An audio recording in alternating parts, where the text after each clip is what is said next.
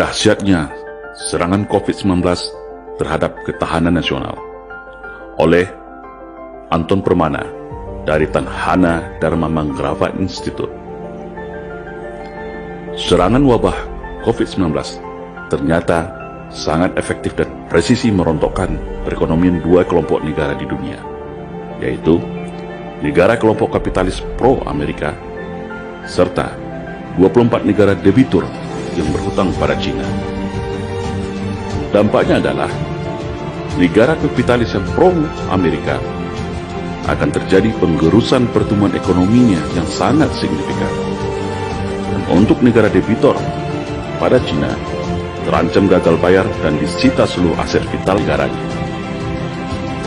Di Indonesia, dampak COVID-19 ini juga sangat beragam dan efektif, melemahkan ketahanan nasional secara menyeluruh, seakan memberikan peluang seluas-luasnya kepada kelompok anasir tertentu melakukan agenda terselubung, yaitu agenda terselubung kelompoknya untuk membajak negara. Karena posisinya, rakyat lemah, para aktivis lemah, aparat sibuk bertempur bersama petugas kesehatan, semua sumber daya negara terkuras untuk menangani wabah COVID-19 ini. Bagi masyarakat awam, COVID-19 ini adalah musibah dan pukulan berat. Tapi, bagi kelompok Cina Komunis dan elit kekuasaan Indonesia, COVID-19 ini adalah ladang keuntungan yang berlimpah. COVID-19 adalah senjata ampuh untuk meraup keuntungan luar biasa sambil melumpuhkan seluruh sendi ketahanan negara yang kita kenal dengan istilah Astagatra, yaitu yang terdiri dari Trigatra, sumber kekayaan alam, geografis dan demografis, dan Pancagatra, yang terdiri dari ideologi, politik, ekonomi, hukum, pertahanan, keamanan, dan sosial budaya, atau kita singkat Ipolexus Budhankam.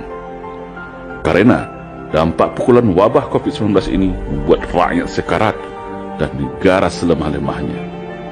Contohnya adalah secara sumber kekayaan alam, dengan disahkannya Undang-Undang Minerba oleh DPR RI di masa wabah ini menjadi payung hukum yang canggih untuk menguasai segala apa yang ada di darat, di laut, di bawah laut, dan di udara di negeri itu. Baik itu tambang, mineral, batu bara yang begitu kaya dimiliki bangsa ini. Namun, sebentar lagi akan menjadi bancahan para elit global dan kelompok oligarki dalam negeri. Secara demografis, saat ini adalah saat yang paling tepat melakukan infiltrasi TKA Cina sebanyak-banyaknya untuk menggeser populasi penduduk Indonesia. Karena wabah COVID-19 membuat masyarakat takut keluar rumah dan stay at home, maka momentum ini dimanfaatkan untuk lalu lalang migran asing masuk Indonesia.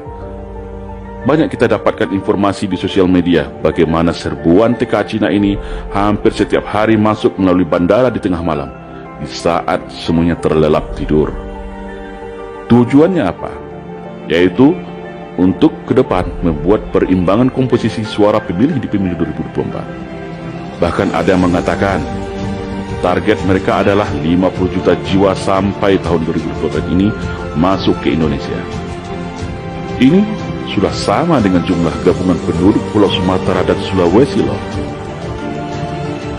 Secara geografis, terjadinya mobilisasi dan penguasaan daerah pinggiran Indonesia serta pelabuhan dan garis pantai strategis di pulau-pulau terbesar Indonesia mirip dengan teori bubur panas ala Mao Zedong, komunis Cina, yaitu yang kita kenal dengan istilah dari desa mengepung kota, dari daerah pinggiran mengepung pusat kota. Secara ideologis, munculnya draft rancangan undang-undang HIP, haluan ideologi Pancasila, hasil inisiasi anggota DPR RI, adalah fakta empirik bahwasanya ada gerakan sistematis dan kuat untuk menjadikan RUU HIP ini sebagai pintu masuk secara legal dalam mengeliminir agama dan dasar negara ketuhanan yang Maha Esa menjadi yang beraroma sosialis komunis. Tidak hanya itu, dalam draft rancangan undang-undang HIP ini juga ada upaya kuat untuk menghapus TAP MPRS nomor 25 tahun 1966 sebagai konsideran. agar komunis bisa hidup dan reborn lagi di Indonesia. Tak peduli secara hierarki perundangan TAP MPRS hanya bisa dihapus juga melalui lembaga yang satu tingkatan, yaitu MPR sebagai lembaga tertinggi negara. Sedangkan MPR saat ini adalah MPR sebagai lembaga tinggi negara. Kalau ini sempat terrealisasi, maka luka lama bangsa ini akan terkoyak lagi. PKI akan kembali hidup di Indonesia, dan ini sama saja seolah DPR RI sengaja memantik potensi perang saudara yang bisa berujung disintegrasi bangsa. Secara politik, mengamputasi trias politika sebagai bentuk dan identitas sebuah negara demokrasi, yaitu mengamputasi kewenangan legislatif melalui pengesahan Perpu nomor 20 tahun 2020, di mana mengakibatkan legislatif kehilangan hak budgetingnya dan memberi sistem kekebalan hukum bagi pemerintah selama wabah COVID-19 ini. Ini jelas sebuah bentuk abuse of power dan jelas mengarah kepada sistem kekuasaan tunggal bagi pemerintah, di mana sistem seperti ini hanya ada pada negara komunis dan monarki. Sedangkan Indonesia adalah negara hukum yang berkedaulatan rakyat. Ini jelas sekali bertentangan dengan konstitusi negara Indonesia. Secara ekonomi, musibah ini berhasil meluluh lantakkan perekonomian nasional, memiskinkan yang sudah miskin, memiskinkan yang sebelumnya kuat, sehingga tak ada lagi kekuatan ekonomi lain selain ekonomi kelompok elit yang tersentralistik di kekuasaan. Secara perekonomian negara, membuat negara menuju gagal bayar atas segala hutang, bunga dan kewajiban kepada investor. Dan hal inilah yang paling krusial, karena semua aset vital negara yang menguasai hajat hidup orang banyak beralih dengan mudah dan halus kepada kelompok elit investor yang dominan dikuasai komunis Cina. Saat ini saja, seluruh bentuk APD semua berasal dari Cina yang transaksinya triliunan rupiah. Kelumpuhan ekonomi nasional akibat wabah COVID-19 bukan dijadikan momentum konsolidasi nasional untuk berdikari, tapi malah menjadi pintu recovery menambah hutang. Wabah COVID-19 saat ini semakin membuat negara kita terpuruk, terancam bangkrut, gagal bayar, dan akhirnya terpaksa menyerahkan anggunan aset vital bangsa strategis kepada investor Cina. Secara hukum, tingkat kriminalitas meningkat tinggi pasca dilepasnya secara sepihak oleh Menkumham 29.000 para narapidana. Penegakan hukum tebang pilih, kritikan dan perbedaan pendapat dijadikan seolah sebuah bentuk kejahatan. Diskriminasi hukum semena-mena, akibat penegak hukum tunduk dan menjadi alat kekuasaan. Secara pertahanan, terjadinya pemangkasan secara besar-besaran terhadap anggaran pertahanan untuk pergeseran alokasi anggaran buat penanganan COVID-19. TNI lebih disibukkan menjadi supporting system tim kesehatan. Biasanya, dalam perang, TNI terdepan dan tim kesehatan menjadi supporting di belakang. Di saat wabah ini, petugas kesehatan yang berada di depan, TNI yang support di belakang. Begitu juga dalam agenda latihan gabungan, latihan bersama, juga banyak terancam tidak jadi terlaksana. Tentara tanpa ada kalender latihan tahun ini bisa sangat berbahaya. Semoga saja kondisi ini tidak mengurangi kesiapsiagaan TNI kita terhadap ancaman pertahanan yang multi kompleks, baik dari luar maupun dalam negeri, baik ancaman perang fisik maupun non-fisik.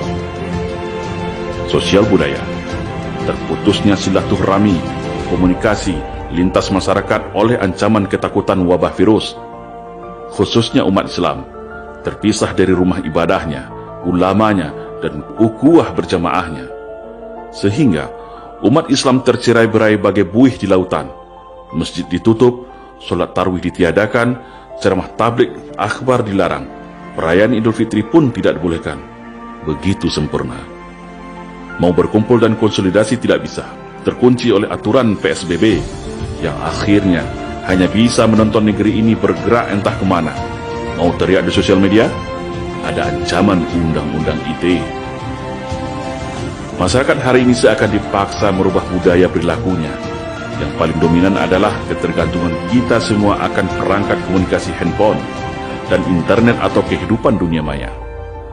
Masyarakat seperti ingin dijauhkan dari kehidupan spiritualnya, seperti menutup masjid, tidak bisa berkumpul kayak tabligh kabar atau berinteraksi dengan kiai dan ulamanya. Semua dengan alasan wabah COVID-19. Tapi anehnya, ini tidak berlaku pada mal, kafe, pasar, konser musik, dan alat transportasi massa. Intinya seakan masyarakat mau digiring cukup jadi masyarakat dunia maya saja atau e-citizen, menjauhi kehidupan nyata yang bermuatan nilai kehidupan spiritual, menjauhkan masyarakat dari kehidupan agama secara halus.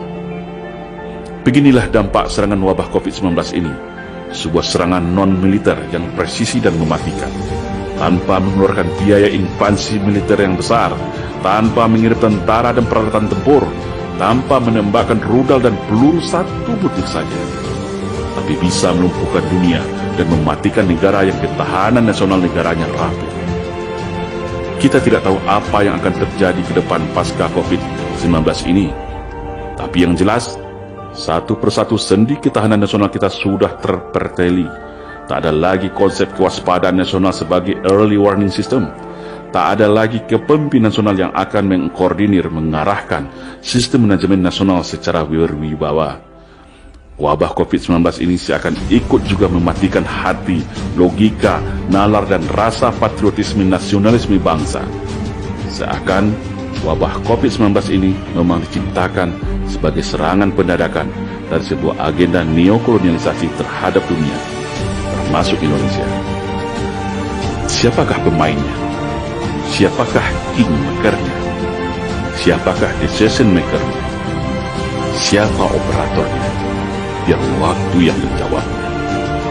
Kita sebagai rakyat yang setia dan cinta kepada negara, inilah saatnya bersiap siaga, persiapkan seluruh kemampuan yang ada, karena rapuhnya ketahanan nasional kita saat ini akibat serangan COVID-19 bisa menjadi lampu kuning untuk siap sedia seandainya bumi berdiri memanggil kita.